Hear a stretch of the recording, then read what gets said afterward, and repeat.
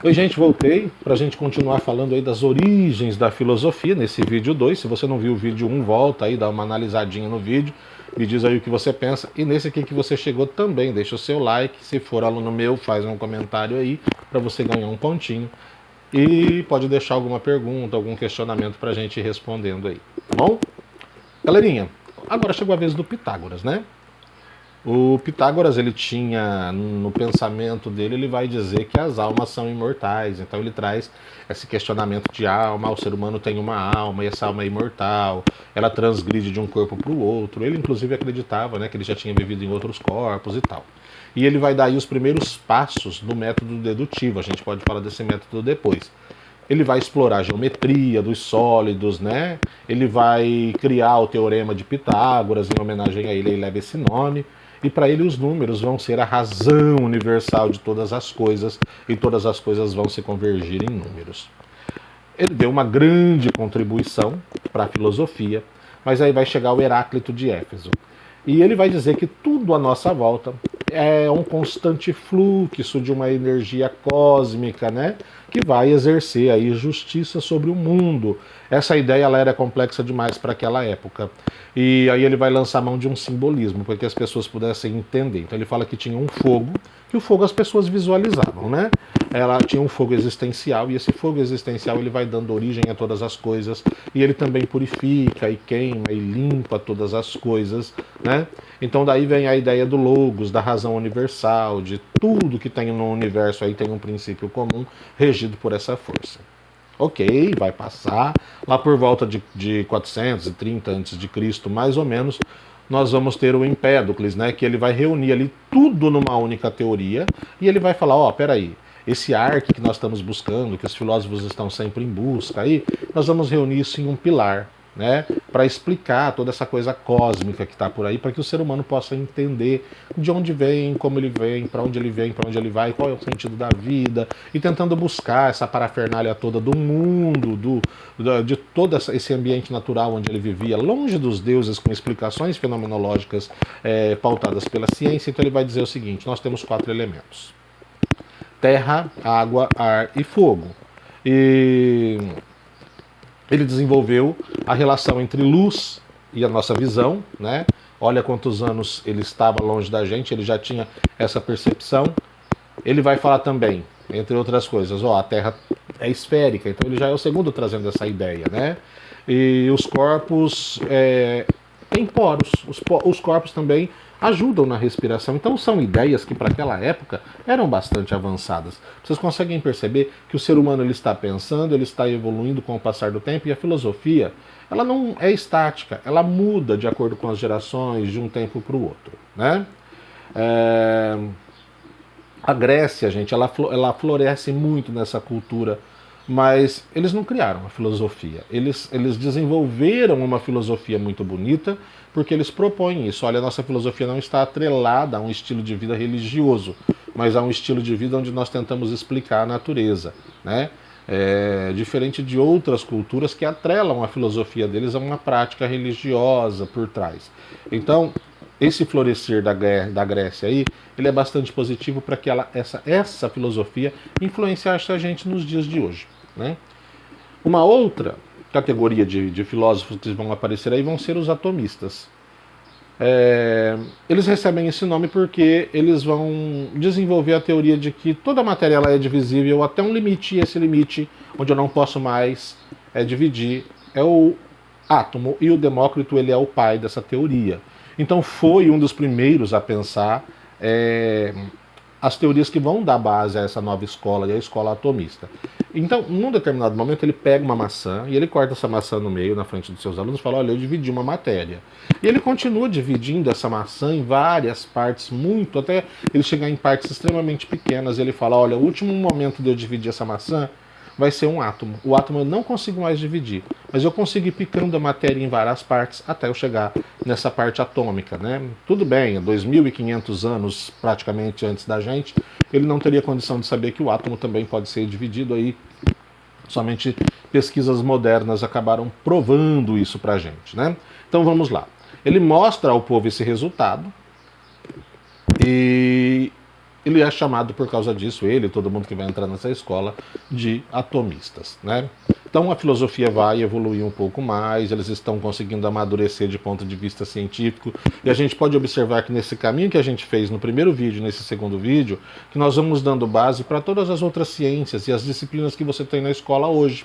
Então, a filosofia, ela parte para você a fazer sentido quando ela diz respeito à tua realidade. Por que eu estou estudando essas coisas na escola? Porque há muitos anos atrás, há 2.000, 2.500 anos atrás, já tinha gente pensando sobre isso. E hoje eu consigo provar esse pensamento. Então a filosofia foi caminhando esse tempo todo. Nós vamos chegar numa nova escola aí, que essa escola vai se chamar sofistas. Os sofistas, eles são os adeptos da sabedoria. E eles vão criticar os filósofos que os antecederam. É uma nova etapa do pensamento aí. Eles não gostavam de buscas para explicar o Supremo, a transubstancialidade. Eles buscavam aquilo que o homem podia fazer por si mesmo, coisas práticas, coisas materiais. E Protágoras, que vai ser um dos membros aí dessa escola, ele vai acreditar que o homem é a medida de todas as coisas. E ele mesmo vai dizer isso, o homem é a medida de todas as coisas. Então, para ele, não existe essa dicotomia entre bem e mal, entre certo e errado. E para ele vai ser o homem que decide as regras da vida, né? É o homem que toma as rédeas aí da própria vida, ele não precisa de um oráculo, ele não precisa de destino, é ele que faz a sua vida. Então, através de escolhas e de consequências. Então, partindo disso, os sofistas começam a cobrar para ensinar. E aí eles passam para um lado, e por isso que eles vão ser depois bastante criticados mais para frente, né? Principalmente por Sócrates, por causa dessa questão de cobrar para ensinar. Até então o ensino era uma coisa livre, doada, dada para as pessoas, agora não. Então os sofistas, eles passam a cobrar para disseminar o conhecimento. E aí eles criam um nível de vida, um certo status dentro da sociedade deles, né? Então, a partir disso, eles começam a ficar mal visto. Por quê? Eles criam uma promiscuidade intelectual e eles queriam status, eles queriam dinheiro. E dessa escola aí é que sai um verdadeiro divisor de águas, que vai ser o Sócrates. Então, o que o Sócrates faz? Ele busca pela verdade, ele busca pelo caminho do bem supremo de uma outra forma. Ele se torna o maior crítico dos sofistas, né? Ele era filho de um escultor e de uma parteira. Nessa época, a região onde ele morava ali na Grécia, ela começa a se tornar uma potência política e belística. Eles começam a desenvolver guerras. Então, para ele, a verdade não devia ser uma coisa relativizada, cobrada, e os valores morais, eles eram inegociáveis. E ele não era elitista, ele discutia filosofia com todo mundo que ele encontrava, ele andava pela rua fazendo filosofia em lugares públicos, né? Ele falava sobre assuntos como a moral, como a ética, como os bons costumes da sociedade. E ele explorou piedade, ele explorou justiça, ele explorou injustiça. E ele criou uma coisa que depois a gente pode ver mais profundamente, chamada maiêutica. Basicamente, ele fazia perguntas e, por meio das reflexões dessas perguntas, ele levava os seus interlocutores ou as pessoas que estavam ali dialogando com ele a um ponto mais próximo da verdade possível para criar um conceito, né?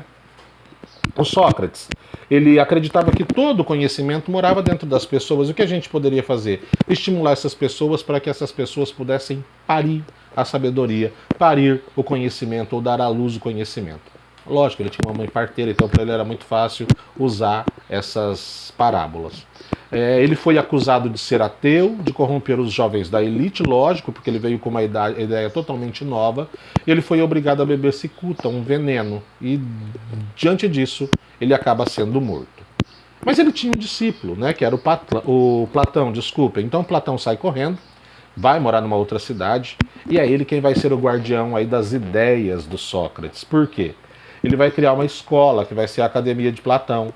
E ele vai afirmar que a existência do mundo das ideias e da imortalidade da alma é uma coisa real, né? Ele traz aí, então, essa questão da imortalidade da alma humana de novo. Então, o Platão, ele vai ditar as bases para a nossa sociedade de hoje. Praticamente, o pensamento platônico influencia demais a nossa sociedade. O Platão, ele vai criar o mito das cavernas e a teoria das ideias, que vai dar o conceito do idealismo que nós temos hoje. Ele faz uma outra obra chamada República, que vai ditar as premissas para todo o pensamento que nós temos hoje, voltado aí para as ideias comunistas. Então tudo isso parte das bases aí do Platão, tá bom?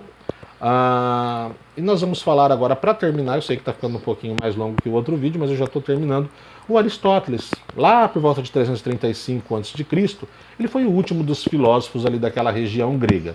E ele vai para a Academia de Platão para estudar com um grande filósofo que ele era, e foi um grande amante da história natural.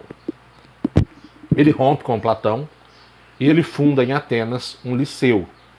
E é nesse liceu, que inclusive acaba sendo mais famoso que o liceu desculpa, que a escola, né, a Academia de Platão. Então o liceu que ele funda em Atenas, ele vem aí com o método da avaliação sistêmica.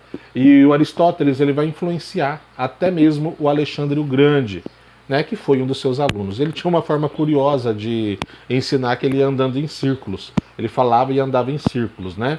Era bastante legal a forma como ele trabalhava. Ele era materialista, ele via o homem como uma materialidade não divisível, a individualidade do ser humano. Ele é o pai da filosofia moderna e ele dita as bases do pensamento filosófico que nós temos hoje, né? Então com isso eu paro aí os princípios da filosofia. Se você chegou aqui até agora, deixa o seu like, faça o seu comentário e eu volto daqui uns dias ou a qualquer momento com novas aulas aí para vocês. Beijo no coração e até a próxima. Tchau, tchau.